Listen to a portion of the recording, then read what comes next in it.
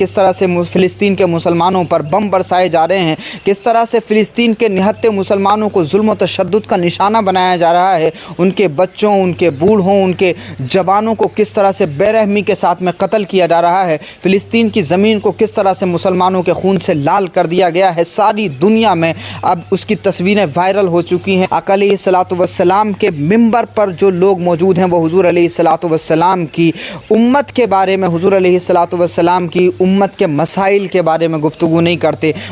السلام علیکم ورحمۃ اللہ وبرکاتہ۔ تمام ہی عازمین حج کو حج کی بہت بہت مبارکباد۔ اللہ رب العزت آپ کا حج قبول فرمائے۔ جس طرح سے ہر سال 9 ذی الحجہ کو میدان عرفات میں حج کا خطبہ دیا جاتا ہے، اسی طرح سے اس سال بھی حج کا خطبہ دیا جا چکا ہے۔ میں نے چاہا کہ رسول اللہ صلی اللہ علیہ وآلہ وسلم کا وہ خطبہ آپ کو سنا دوں جو آقا علیہ الصلوۃ والسلام نے میدان عرفات میں سن 10 ہجری 9 ذی الحجہ کو دیا تھا۔ اس خطبے کا کچھ خلاصہ اور اس کے کچھ اہم پوائنٹس میں آپ کے سامنے رکھتا ہوں تاکہ اندازہ ہو سکے کہ رسول اللہ صلی اللہ علیہ وآلہ وسلم نے اپنے خطبے میں کیا اہم باتیں امت کو عطا فرمائی تھیں۔ آقا علیہ الصلوۃ والسلام نے خطبہ عربی میں ارشاد فرمایا تھا۔ سب سے پہلے تو حضور علیہ الصلوۃ والسلام نے اللہ کی حمد و ثنا کی، اور پھر حضور علیہ الصلوۃ والسلام نے ارشاد فرمایا کہ اے لوگو سنو، مجھے نہیں لگتا کہ اگلے سال میں تمہارے درمیان موجود ہوں گا، میری باتوں کو بہت غور سے سنو اور ان کو لوگوں تک پہنچا دو جو یہاں نہیں ہیں۔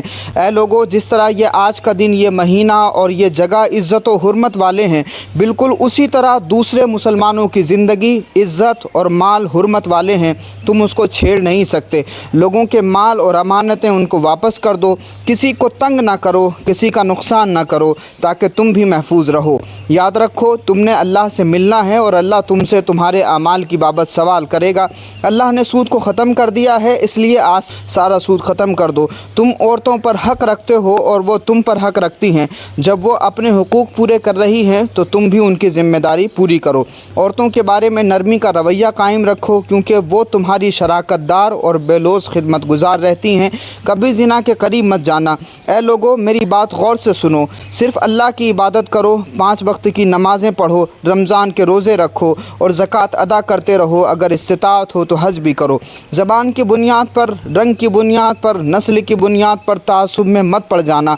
کالے کو گورے پر اور گورے کو کالے پر، عربی کو عجمی پر اور عجمی کو عربی پر کوئی فوقیت حاصل نہیں۔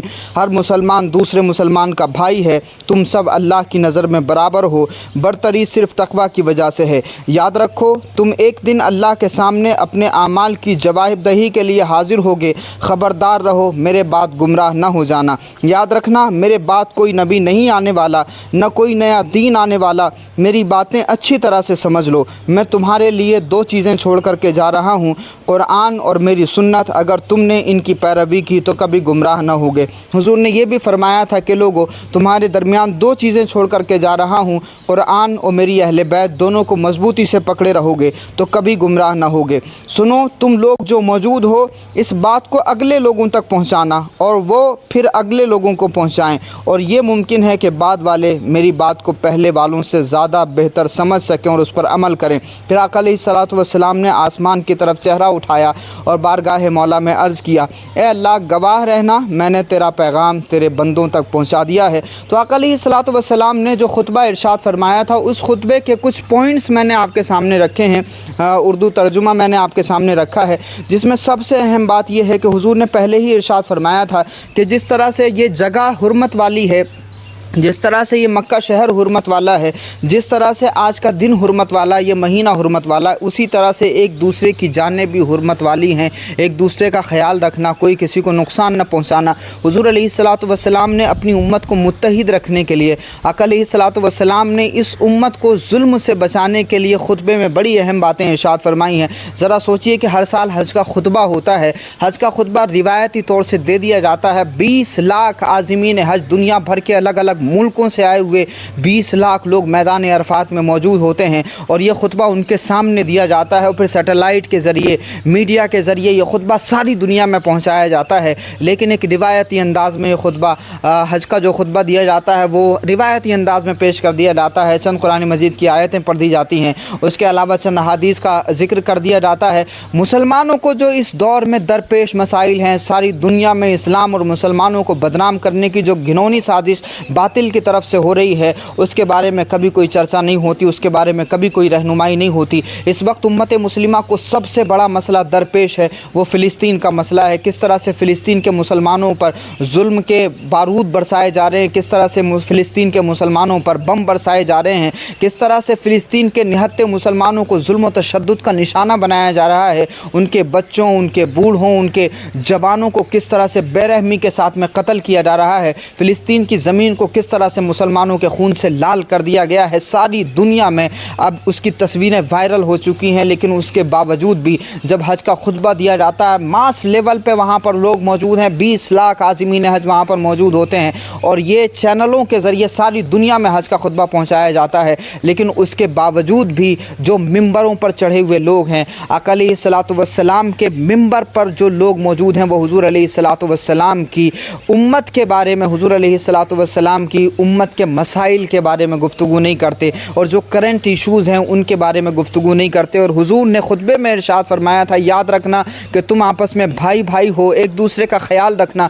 دنیا کے ایک کونے میں اگر کسی مسلمان کو کوئی تکلیف پہنچے تو دنیا کے دوسرے کونے پر بیٹھا ہوا مسلمان اس کے درد کو محسوس کرے۔ تم آپس میں بھائی بھائی ہو، ایک دوسرے کے درد کو محسوس کرو۔ لیکن دیکھو کہ فلسطین کے مسلمانوں پر کس طرح سے ظلم کے بم برسائے جا رہے ہیں، کس طرح سے ان کے مکانات گرا دیے گئے اور کس طرح سے مسجد اقصیٰ کو ٹارگیٹ کر کے جو ہے فلسطینی مسلمانوں کو روزانہ آئے دن ظلم و تشدد کا نشانہ بنایا جا رہا ہے۔ یہ کسی سے چھپا ہوا نہیں ہے، مگر اس کے باوجود بھی جو لوگ حج کا خطبہ دیتے ہیں ان کی زبانیں نہیں کھلتی۔ اس طرح سے باطل نے ان حق پرستوں اور حق کی مسندوں پر بیٹھے ہوئے لوگوں کی زبانوں پر تالے لگا دیے کہ یہ گونگے ہیں، کچھ بھی نہیں کہہ سکتے اس ظلم کے خلاف، ظالموں کے خلاف، جبکہ حضور نے فرمایا تھا کہ تم ظالم کی بھی مدد کرو، ظالم کا ہاتھ روک کر کے اس کی مدد کرو، مظلوم کی حمایت میں کھڑے ہو کر کے اس کی مدد کرو۔ تو اگر ہم ظالم کا ہاتھ نہیں روک سکتے، ہمارے پاس میں اتنا اچھا پلیٹ فارم موجود ہے، لیکن اس کے باوجود بھی مظلومیت کی حمایت میں یہ لوگ آواز نہیں بلند کرتے، ایک جملہ نہیں بولتے،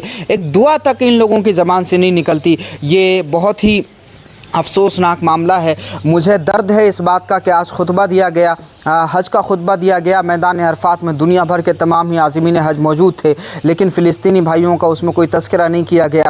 دنیا میں اسلام کے خلاف جو سازشیں ہو رہی ہیں، مسلمانوں کو بدنام کرنے کی، مسلمانوں کا نرسنگار کرنے کی، مسلمانوں کو قتل و غارت گری کا نشانہ بنانے کی اور اسلام پر دہشت گردی کا الزام لگا کر کے اسلام کو بدنام کرنے کی جو یہ گھٹیا کوششیں ہو رہی ہیں، اس کے خلاف کوئی بات نہیں ہوتی۔ بس ایک روایتی طور سے کچھ آیتیں پڑھ دی جاتی ہیں، کچھ احادیث کا تذکرہ ہو جاتا ہے، اور جو ایک ریٹن خطبہ آتا ہے کسی شاہ کے یہاں سے، بس وہ خطبہ پڑھ دیا جاتا ہے۔ اس خطبے کی کوئی اہمیت اس وجہ سے نہیں ہے کیونکہ جو اس میں کرنٹ ایشوز نہیں ہے۔ آقا علیہ الصلوۃ والسلام نے جن مسائل کے بارے میں خلاصہ بیان فرمایا تھا اپنی امت کے سامنے، وہ خلاصے آج کے دور میں بیان نہیں ہوتے، حق گوئی نہیں ہے۔ اس وجہ سے بہرحال اللہ رب العزت کی بارگاہ میں ہم سب کو دعا کرنا چاہیے کہ جو لوگ بھی حج پر گئے ہیں، اللہ رب العزت ان کے حج کو قبول فرمائے، اور دنیا میں یہ لوگ جو گونگے ہیں، یہ جو ظالم خاموش ہیں، یا جو دلالی کر رہے ہیں یہودیوں کی، یا جو دلالی کر رہے ہیں باطل پرستوں کی، اور حق کی مسندوں پر بیٹھے ہوئے ہیں اور حق کے راستے پر چلنے کے دعوے دار ہیں، اللہ رب العزت ان کی زبانوں کو بھی بولنے کا حوصلہ عطا فرمائے